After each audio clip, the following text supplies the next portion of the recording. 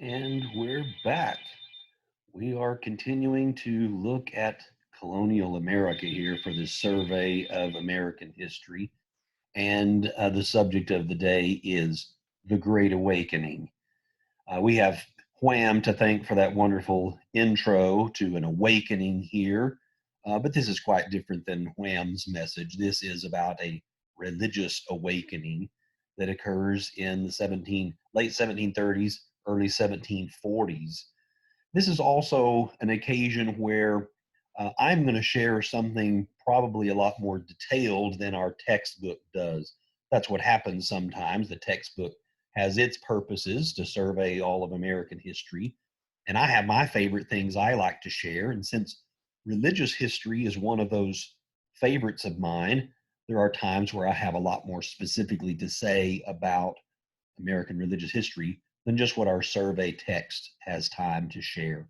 So, this lecture on the Great Awakening is probably much more detailed than anything that you're going to get in our survey textbook, unless you went and read a whole book just on the Great Awakening.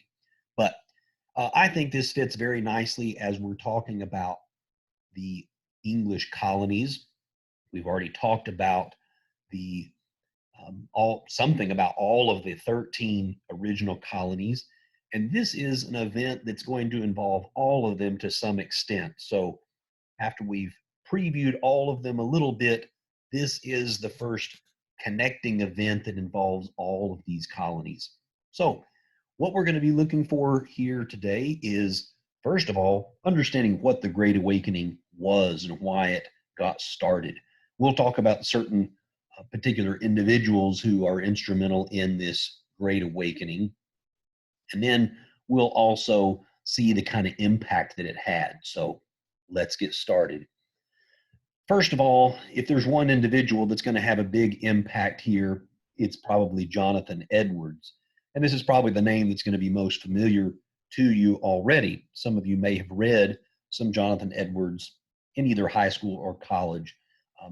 What we now call Sinners in the Hands of an Angry God is a sermon by Jonathan Edwards that um, is still required reading in a lot of English or American literature courses. But we're going to say a little more about Jonathan Edwards than just that, what that sermon might say about him. Jonathan Edwards was a graduate of Yale College in Connecticut, and really was um, the son and grandson of ministers as well. He came from a long line of ministers and quite prominent in New England. Certainly, they were still very Puritan, very Calvinistic. But Jonathan Edwards, coming in the early 1700s, had been exposed more to this intellectual movement called the Enlightenment. Now, the Enlightenment emphasized rational thinking and emphasized that God has created a very orderly universe, and much of what we can learn about God, you can use science to learn about this orderly universe. Scientists like Isaac Newton, who are still very Christian in their orientation, also talked about the order and the predictability of the universe because God was a God of order. Well, Jonathan Edwards was not someone who only read religious texts. He's not only a preacher that was somehow hostile to all other learning and disinterested in science. No, no.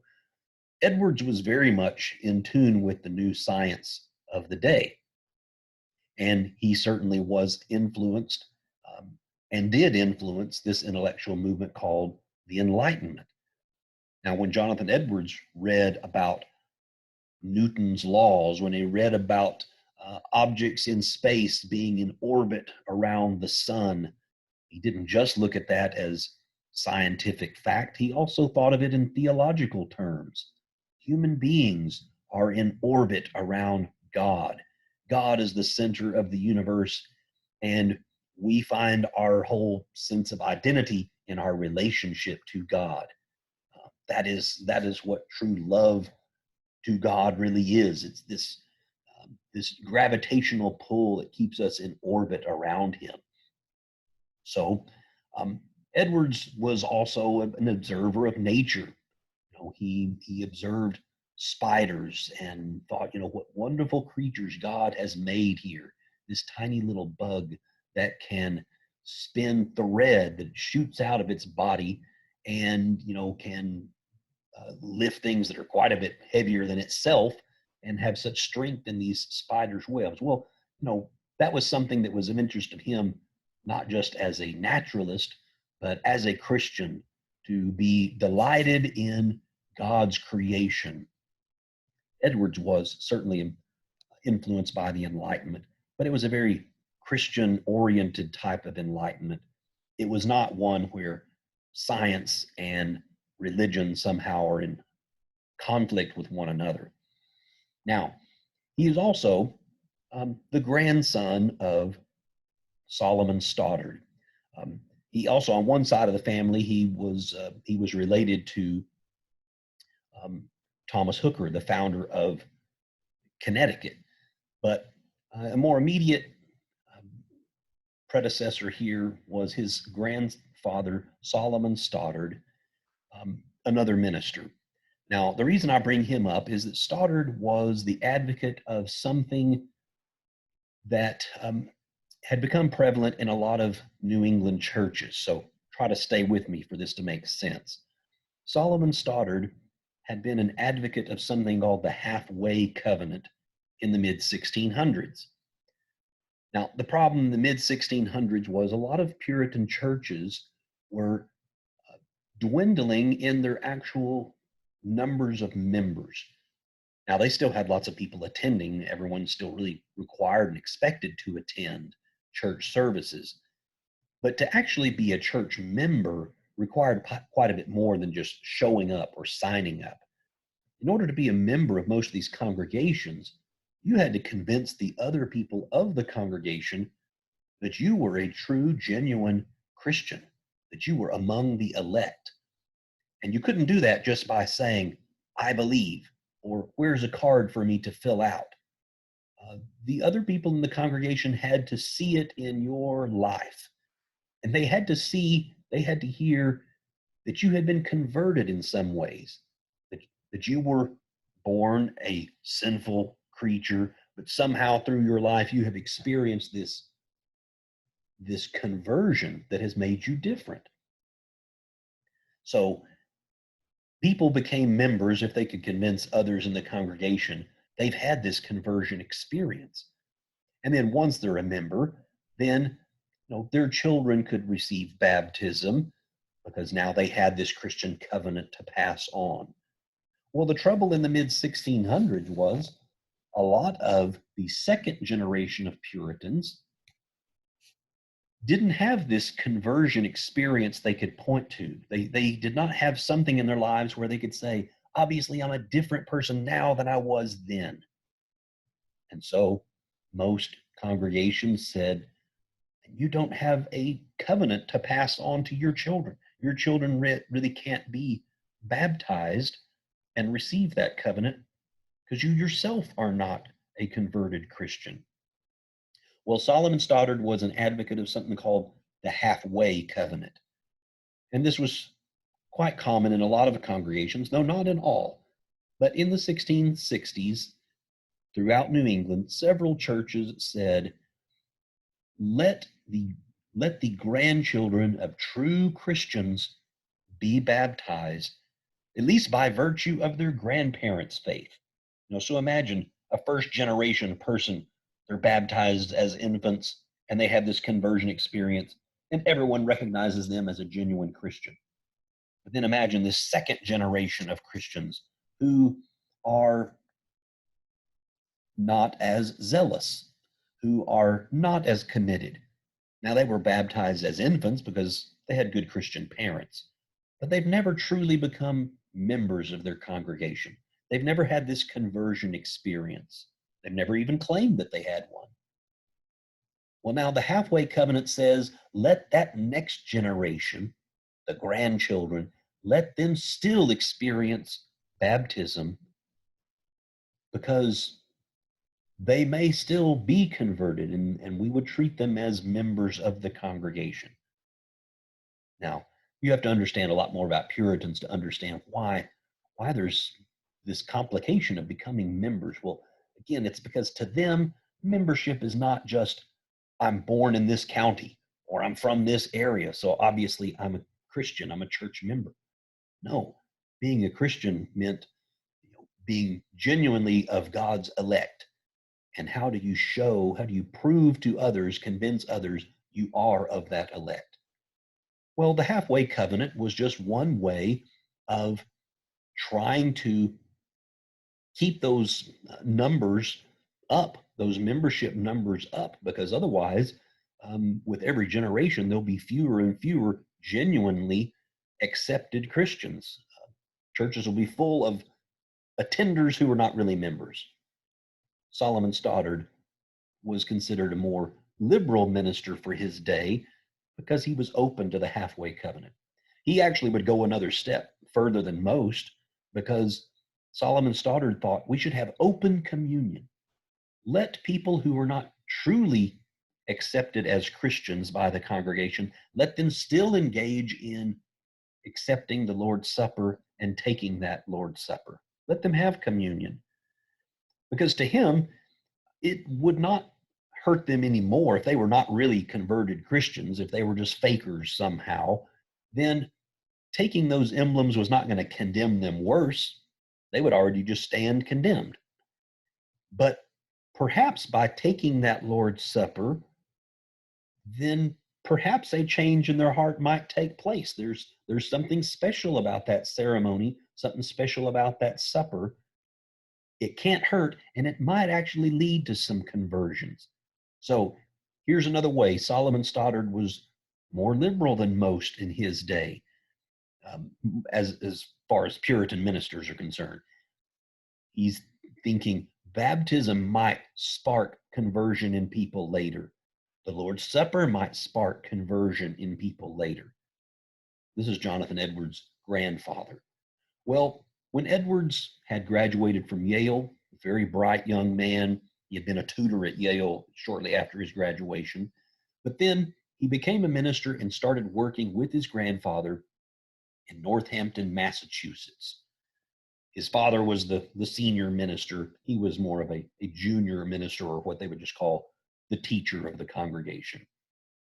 Well, his grandfather had had several periods of revival where there were more than a usual number of converts in a given year.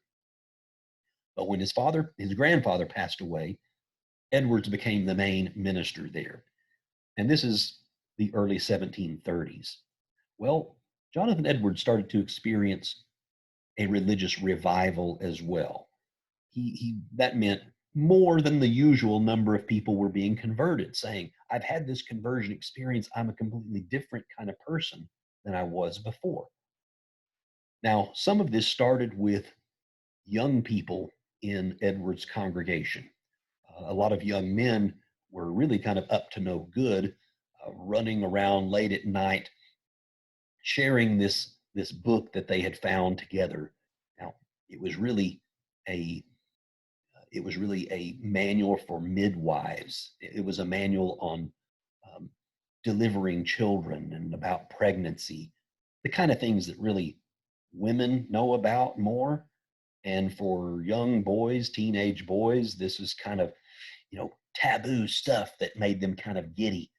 And it made them pretty bold and rude too, because they would say things or ask things to women in the village that really were not appropriate and not common for young Puritan boys to be asking.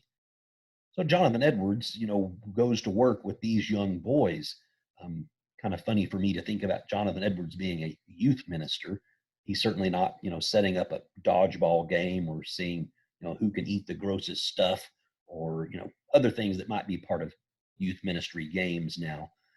Jonathan Edwards is no nonsense, and he's going to tell these boys they're not spending their time the way God would have people spend their time, and he teaches a very strict Calvinistic message.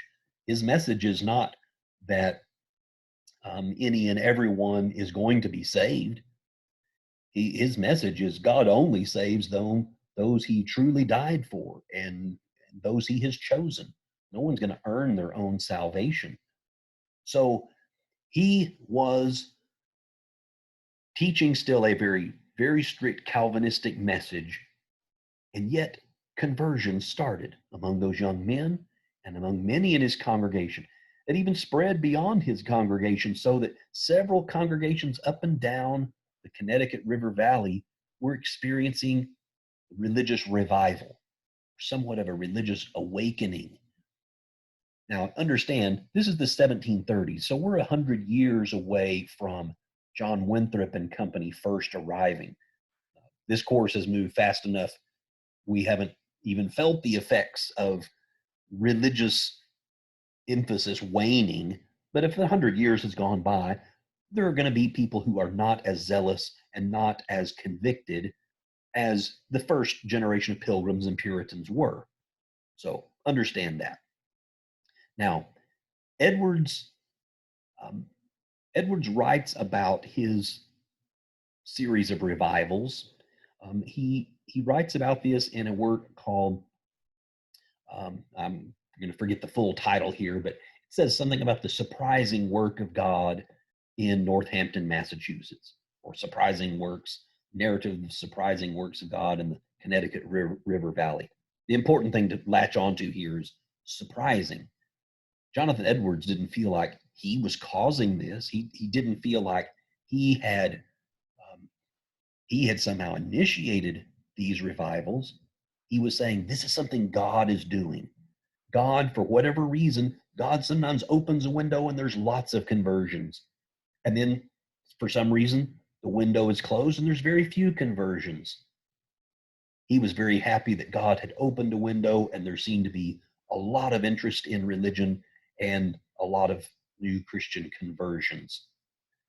Well, his book was not just read in New England, it's read in England itself. People are going to be aware of this religious revival. Well, this religious revival or awakening is really happening in England as well. This is part of a much larger international trend of evangelical Christianity growing. And Edwards is just one manifestation or one example of it. Back in England, there was a man named George Whitefield who heard about this as well. He was a younger man in his early 20s, but a charismatic speaker and a great communicator.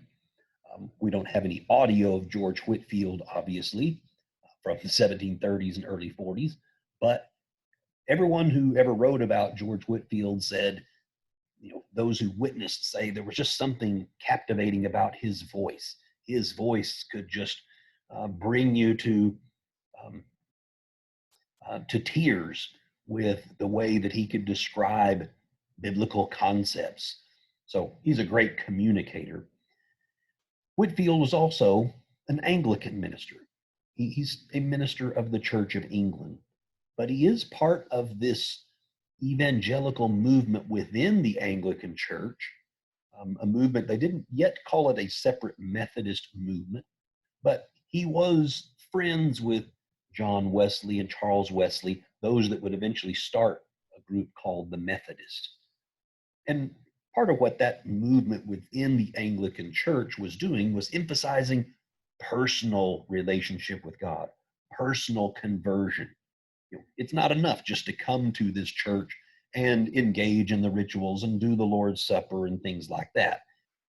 How is it that your heart is really being given over to God?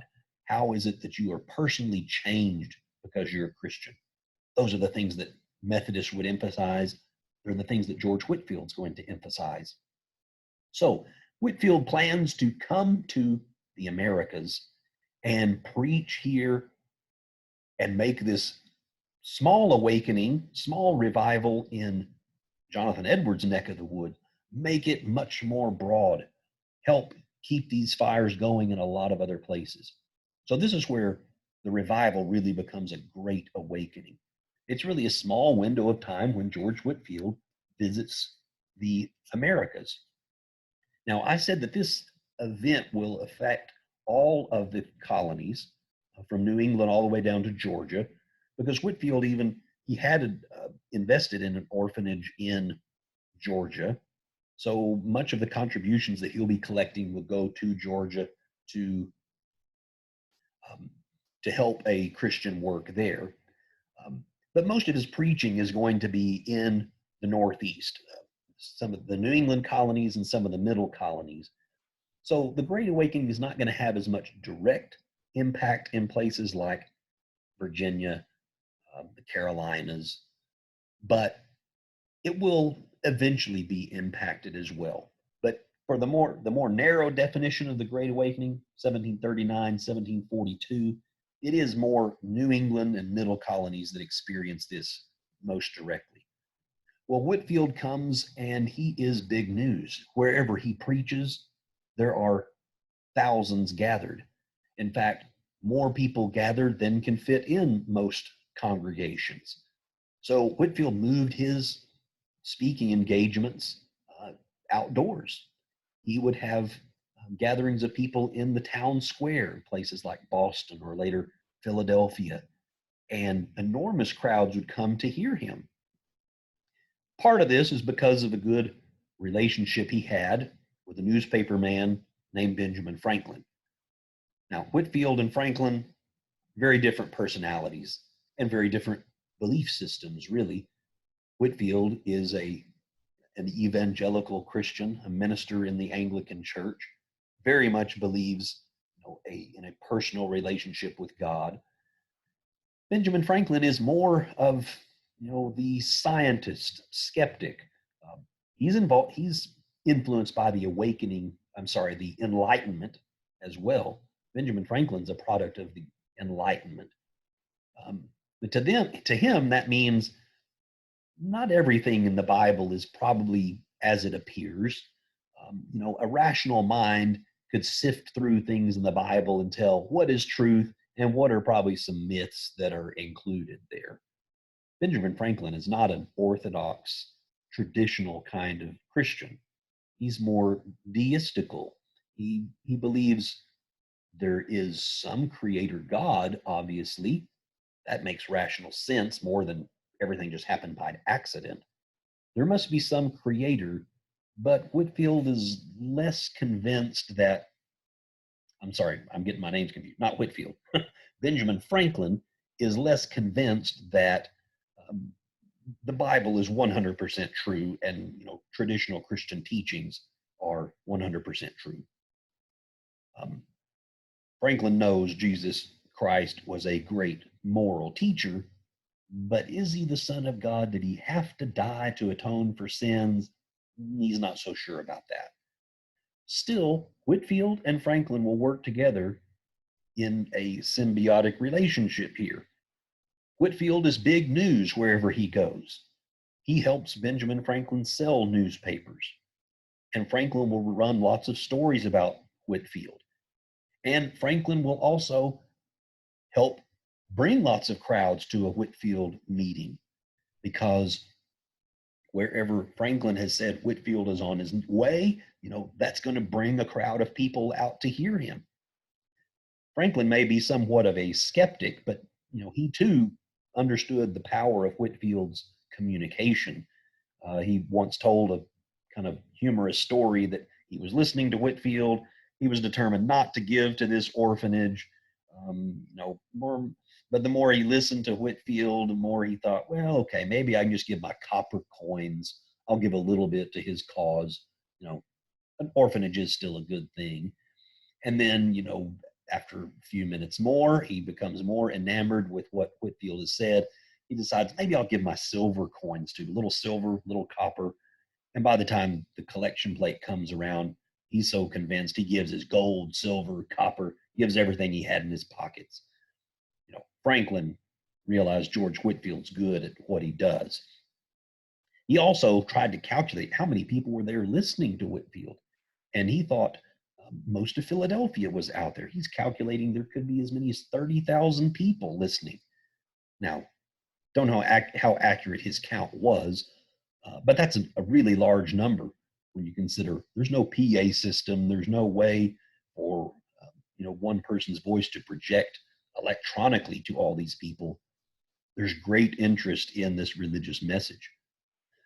Well, while Whitefield traveled out of New England and obviously had come to Philadelphia and come to other middle colonies, he wanted someone else to keep the fires going where there's such great religious interest. And Gilbert Tennent was one such minister to keep the fires going. Tennent was a Presbyterian minister, really came from a whole family of ministers who had started their own school called the Log College. They believed, well, you don't have to have a degree from some special accredited institution. You know, you can be trained here in their own preacher training ground to go out and be an effective minister. Well, Tennent had met Whitefield just like Whitefield had met Jonathan Edwards, and they believed, yes, we're still in a common cause here. Presbyterians and Anglicans didn't didn't completely disagree on theological things. They mainly disagree just on how church ought to be organized. You know, is it really hierarchical like the Anglican Church, or is it strictly congregational like a lot of Puritan churches? Presbyterians did something a little bit in between. You know, not purely congregational. There should be presbyters over various congregations, and they maintain order. But this is why Presbyterians, Anglicans, Congregationalists, they can all be cooperating in this same movement. They're basically just disagreeing on organization or ecclesiastical organization.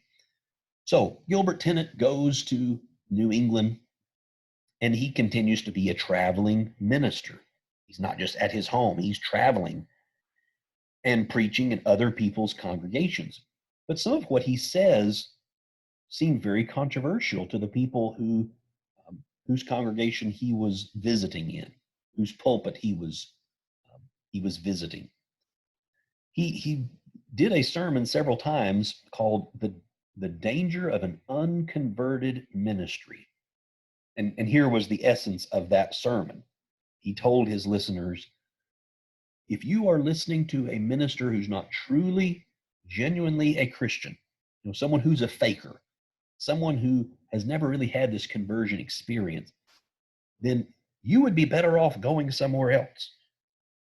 That you really are not being spiritually nurtured here, because you can't really get true messages from a Christian, someone who's not a minister who's not a genuine Christian.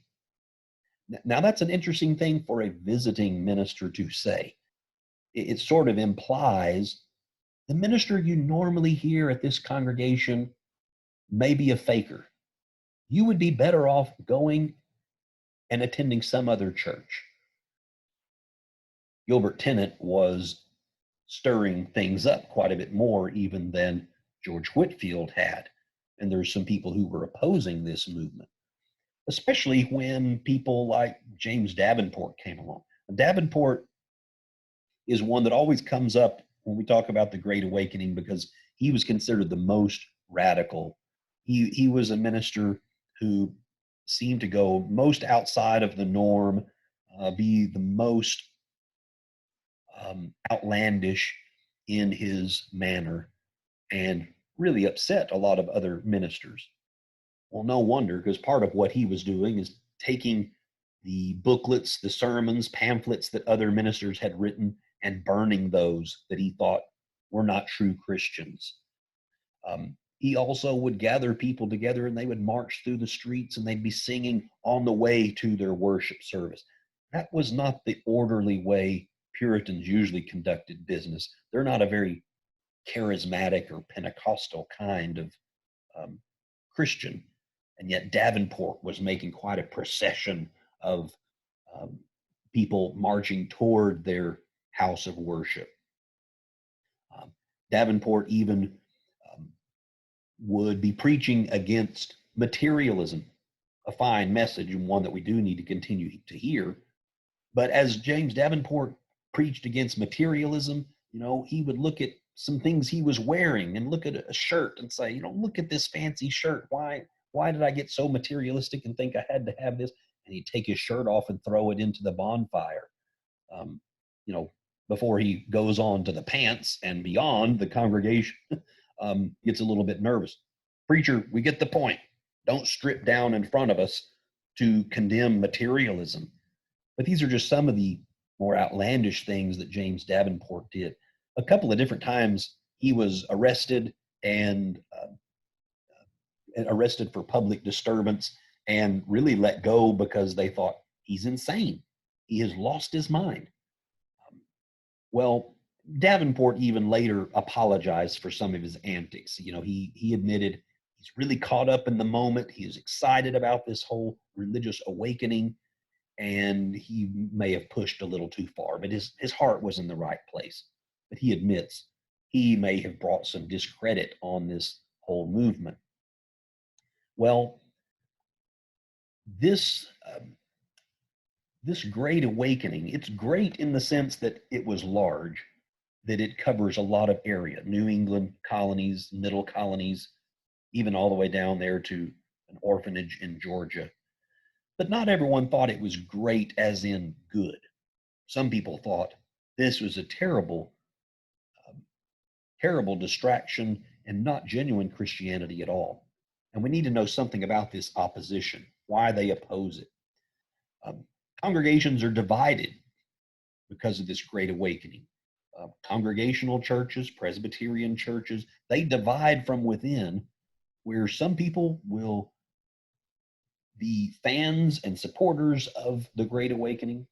They're going to be called the New Lights or the New Side. And the opposition would take the name the Old Lights, the Old Side. People who didn't think that religion was all that wrong before. Why do we need this complete revision now?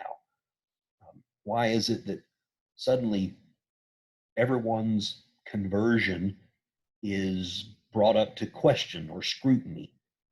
Only those who can most demonstrate how they have been converted, they're the only ones we believe now? Old Lights didn't think there was that much wrong with their Christianity already. But churches were certainly dividing because of this awakening into old and new lights. The person whose portrait is pictured here, Charles Chauncy, was another example of opposition to this movement. Charles Chauncy is another congregational minister in Massachusetts. He's also influenced by the Enlightenment, but perhaps a little differently than Jonathan Edwards. He's starting to believe more that Christianity is very rational.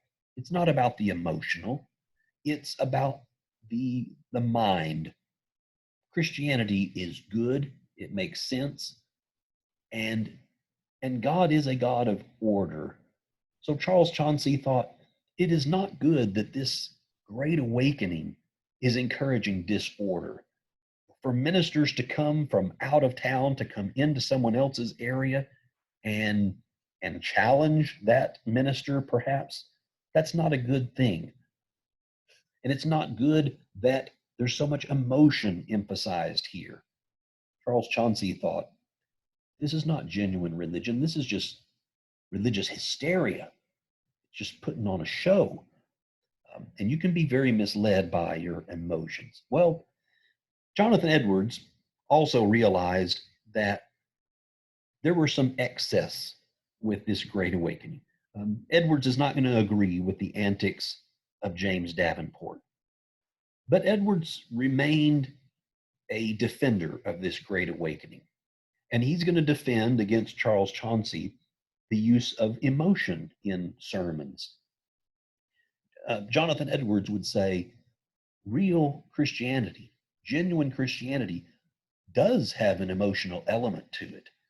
It's not all emotional, but you can't have Christianity without some feeling.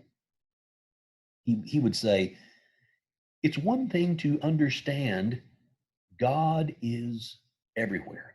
To say you know that mentally, God is everywhere. That's very different than having a sense of his presence, to emotionally feel he's with us. When two or more of us are gathered in his name, he is there with us. I can say that and think, yeah, I know it, I believe it intellectually. It's very different than feeling it and having that emotional connection. So for Jonathan Edwards, it made a lot of sense to use emotion in sermons. I mentioned Sinners in the Hands of an Angry God, and that might be where some of you have heard this name before. Jonathan Edwards preaches this sermon.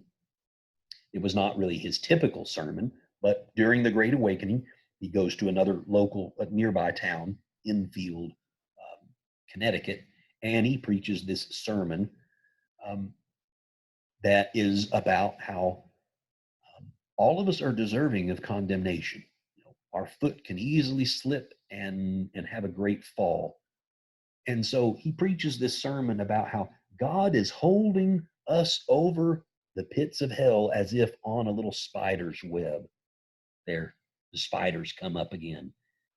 And, the flames of hell are almost ready to just singe that spider web and we fall. We don't realize how precarious our eternal position is.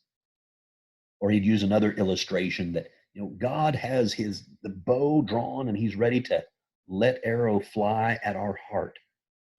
Now, I don't know about your high school literature teacher. I had a good English teacher, but at least my 16-year-old mind, when I read those things, I just thought, man, this guy's really moody. Jonathan Edwards is really angry, and he thinks about God being angry. That was just put in the title. That wasn't really his title. That's the title that's given later. But to understand Jonathan Edwards and make sure you understand Puritanism, you would see that's not really his point, is to talk about how angry God is. His point is God has not yet let us fall into hell. While you're alive, there's still time. But to him, everyone is deserving of this condemnation. God is a righteous and holy and good God because he has not let that final day come yet. He's giving you time. See, Jonathan Edwards didn't always preach just very emotional sermons, but during the Great Awakening, he thought it does make some sense that if you really believe in a place called hell, you should want to avoid it. And it shouldn't just be a mental exercise. You should be scared of it. And you should do everything that you possibly can to avoid it. And if it's not you that can make those decisions, you should pray, you should hope with your whole being that God has chosen you to avoid it. So Jonathan Edwards says, yes, emotions can be manipulated, and yes, it can be excessive, but you can't really have genuine Christianity without some emotion. And he would defend in the same way the practice of having itinerant ministers or traveling ministers, a minister with an itinerary. What kind of minister was Jesus after all?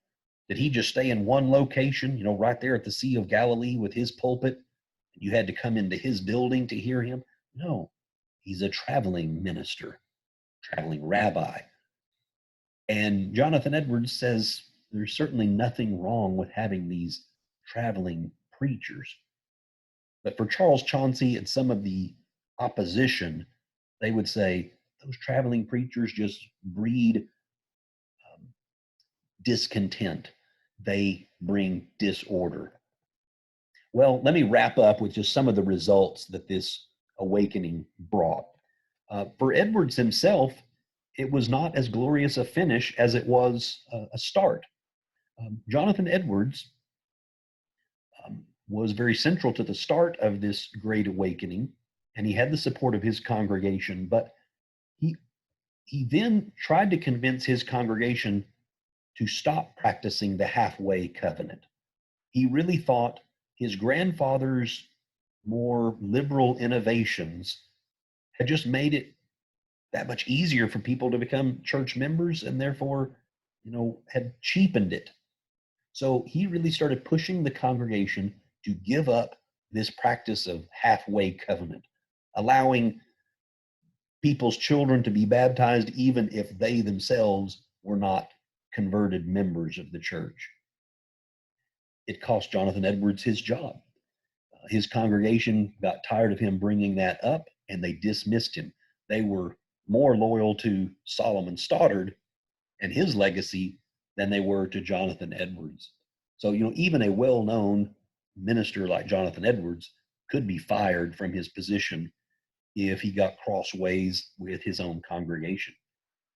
Now, that wasn't the end of his career. He moved further west in Massachusetts and preached in more of a missionary capacity toward Indians, Indian tribes in western Massachusetts. And he also wrote most of his most famous theological works while he was in western Massachusetts. He would write works on religion about emotion in religion. Obviously, he's writing about religion. He wrote about emotions, and he wrote also about free will. That's some of his most complicated writings. But in short, he would say, you don't have free will the way you might think that you do. Edward would say, yes, you are free to act on your inclinations, but where did those inclinations come from? You don't really decide what your inclinations are. Those are God-given. So anyway, Jonathan Edwards didn't believe you have complete free will.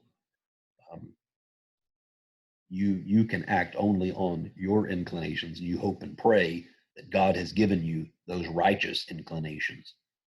And then he ended his life. He didn't kill himself, but his life ended while he was becoming a president of this college that would become Princeton University. It was the College of New Jersey still in his day. And he didn't really get to hold that position long. He died the year that he was appointed. But he was still obviously very well respected as minister and intellectual leader. But he really gets dismissed from his position in this Great Awakening. Now, the result for churches, I've already mentioned, churches were dividing. Churches are splitting over how they feel about the Great Awakening. Old side and new side, old lights and new lights. Congregational churches dividing, Presbyterian churches dividing. One group that really grew the most, though, as a result of some of these splits, were the Baptists. Baptists had always been a part of the Puritan movement, but just not the dominant faction.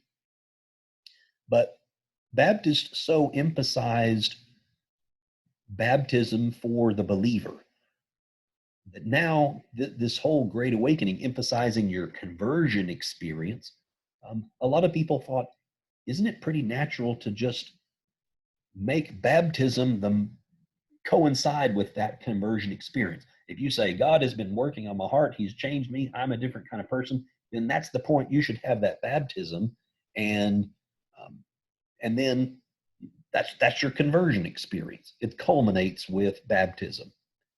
So a lot of Congregationalists move in that direction. So if anyone comes out on top here, it's a lot of new independent Baptist churches.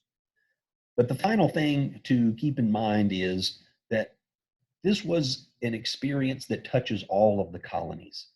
That's why the Great Awakening is great, and why it's the first event we're talking about that really influences all of the colonies. Because this was that event that touched all of English North America. Not as directly in Virginia and some of the southern colonies, but in the decades to come, in the 1750s and 60s, they too will have lots of revivals, lots of ministers coming from the New England area, and the same kind of religious excitement that had happened in the late 1730s, early 40s in New England and the middle colonies. So the Great Awakening, very important to colonial America. Well, we'll stop there for now. We'll pick up with another one in the near future. So thank you for your attention. Hope that you enjoyed this. Bye-bye.